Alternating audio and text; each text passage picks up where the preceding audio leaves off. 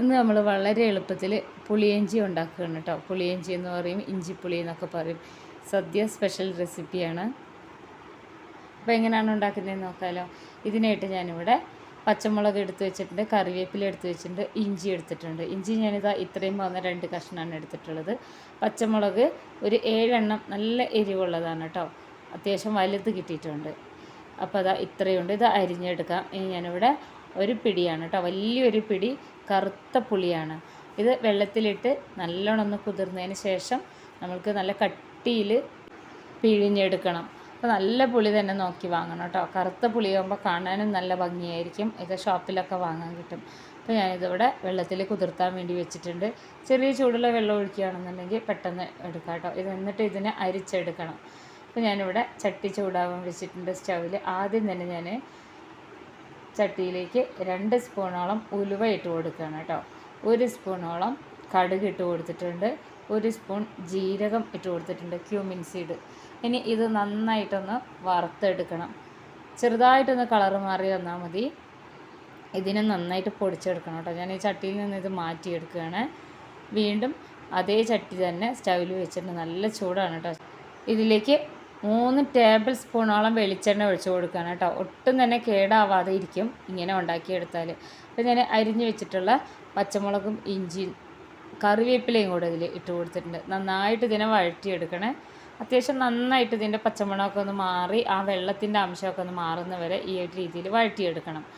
ഇനി ഞാനിവിടെ നേരത്തെ നമ്മൾ വറുത്ത് വെച്ചിട്ടുള്ള ഈ ഒരു കൂട്ടുണ്ടല്ലോ, ഇത് നല്ലോണം ഒന്ന് പൊടിച്ചെടുക്കണം കേട്ടോ.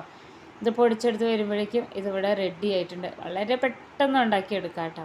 അപ്പോൾ അതാ നന്നായിട്ട് വഴന്ന് വന്നിട്ടുണ്ട്. ഇതിലേക്ക് ഇനി ഞാൻ ചേർത്ത് കൊടുക്കുന്നത് മല്ലിപ്പൊടിയാണ് കേട്ടോ. മല്ലിപ്പൊടി 2 സ്പൂൺ ചേർത്ത് കൊടുക്കുന്നുണ്ട്. മഞ്ഞൾപ്പൊടി 1 സ്പൂൺ ചേർത്ത് കൊടുക്കുന്നുണ്ട്. വീണ്ടും ഈ പൊടികളൊക്കെ ഒന്ന് മൂത്ത് വരുന്നത് വരെ ഇതുപോലെ ഒന്ന് ഇളക്കി കൊടുക്കണം. ഇനി നമ്മളിതിലേക്ക് നേരത്തെ നമ്മൾ പുളി വെള്ളത്തിലിട്ടുണ്ടായിരുന്നില്ലേ, അത് നന്നായിട്ട് പിഴിഞ്ഞെടുത്തതിന് ശേഷം അരിച്ചെടുത്തതാണ്. നല്ല കട്ടിക്കാണ് കേട്ടോ ഞാൻ എടുത്തിട്ടുള്ളത്. അപ്പോൾ ഈ പുളി ഇതുപോലെ ഒഴിച്ചു കൊടുക്കണം. 2 കപ്പ് വെള്ളമാണ് ഞാൻ എടുത്ത് പിഴിഞ്ഞെടുത്തത്. വീണ്ടും 1/2 കപ്പ് എടുത്തിട്ടുണ്ട്. അത് വീണ്ടും രണ്ടാമതൊന്നിങ്ങനെ പുളിയുടെ ചണ്ടിയില്ലേ, അതിനെ പിഴിഞ്ഞെടുത്തതാണ് കേട്ടോ. അപ്പോൾ 2.5 ഗ്ലാസ് വെള്ളം ഒഴിച്ച് ഇതാ നന്നായിട്ട് ഇതാ കട്ടിക്ക് കിട്ടിയിട്ടുണ്ട്. ഇനി ഇത് നല്ലോണം ഒന്ന് തിളച്ച് വരണം കേട്ടോ. നമുക്ക് ഈ പുളി ഇതുപോലെ കറുത്ത പുളി കിട്ടിക്കഴിഞ്ഞാൽ ഈ ഒരു രീതിയിൽ ഉണ്ടാക്കിയെടുക്കുക. അത്യാവശ്യം ഇപ്പോൾ തന്നെ നല്ല കട്ടിയാണ്. നമ്മൾ അധികം വെള്ളമൊന്നും ഇതിൽ ഒഴിച്ചു കൊടുത്തിട്ടില്ല, അതുകൊണ്ട് തന്നെ പെട്ടെന്ന് ഉണ്ടാക്കിയെടുക്കുകയും ചെയ്യുക. ഇനി ഇതൊന്ന് 2 മിനിറ്റ് ഒന്ന് അടച്ച് വെക്കണം കേട്ടോ. ഇപ്പോൾ 2 മിനിറ്റ് കഴിഞ്ഞ് നന്നായിട്ട് തിളച്ച് വന്നതിന് ശേഷം ഇതാ നമ്മുടെ പുളിയിഞ്ചിയൊക്കെ ഓൾമോസ്റ്റ് ഇവിടെ ആയിട്ടുണ്ട്. വളരെ എളുപ്പത്തിലാണ്. ഇതൊന്ന് അരിഞ്ഞ് വെച്ചാലൊക്കെ മാത്രം മതിയാവും. ഒരുപാട് സമയമൊന്നും വേസ്റ്റ് ആക്കാതെ നമുക്ക് ഉണ്ടാക്കിയെടുക്കാം കേട്ടോ. അപ്പോൾ ഈ വീഡിയോ കണ്ടുകൊണ്ടിരിക്കുമ്പോൾ തന്നെ നമ്മുടെ ചാനലൊന്ന് സബ്സ്ക്രൈബ് ചെയ്യാൻ മറന്നു പോകരുത്. അതുപോലെ തന്നെ ഫേസ്ബുക്കിൽ നമ്മളെ ഫോളോ ചെയ്യാൻ മറക്കരുത് കേട്ടോ, പേജിൽ. ഇനി 2 അച്ച് ശർക്കരയാണ് കേട്ടോ. ഞാനത് മെൽറ്റ് ചെയ്തെടുത്തതാണ്. 2 അച്ച് ശർക്കര മെൽറ്റ് ചെയ്തെടുക്കുമ്പോൾ അതാ ഇത്രയും കിട്ടും. അത് മുഴുവനായിട്ട് ഒഴിച്ചു കൊടുത്തിട്ടുണ്ട്.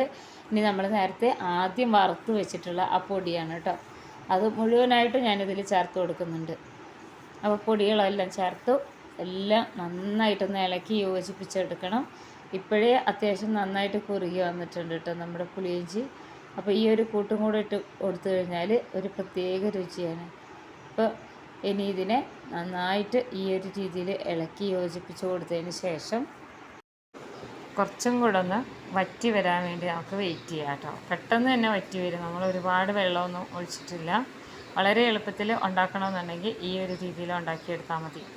അധികം വെള്ളം ചേർക്കാതെ നല്ല കട്ടിയായിട്ട് പുളിവെള്ളം ഒഴിച്ചാൽ മതി.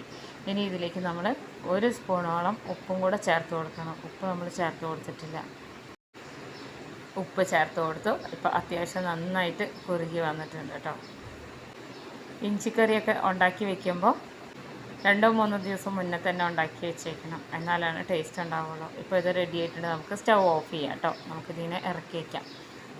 ഇനി താളിച്ചിടാൻ ഒരു കടായി സ്റ്റൗവിൽ വെച്ച് 3 സ്പൂണോളം വെളിച്ചെണ്ണയും 1/2 സ്പൂണോളം കടുകും ഇട്ട് പൊട്ടി വരുമ്പോൾ ഉണക്കമുളക് 2 ഉണക്കമുളക് ഇട്ട് കൊടുത്തു. 1 പിടി കറിവേപ്പിലയും കൂടി ചേർത്ത് കൊടുത്തു. 1/2 സ്പൂണോളം കായപ്പൊടിയാണ് കേട്ടോ. കട്ടക്കായ ആണെങ്കിൽ ഇത് തിളച്ച് വരുമ്പോൾ തന്നെ ഇട്ട് കൊടുത്തേക്കണം. ഇനി സ്റ്റൗ ഓഫ് ചെയ്തിട്ട് നമുക്കിത് ഇതിലേക്ക് ഒഴിച്ചു കൊടുക്കാം. വളരെ ടേസ്റ്റി ആയിട്ടുള്ള ഇഞ്ചിക്കറി ഇവിടെ റെഡി ആയിട്ടുണ്ട്. ഈ ഓണത്തിന് എല്ലാവരും ഉണ്ടാക്കി നോക്കണം. വളരെ ഈസിയാണ്, വളരെ ടേസ്റ്റിയാണ് കേട്ടോ.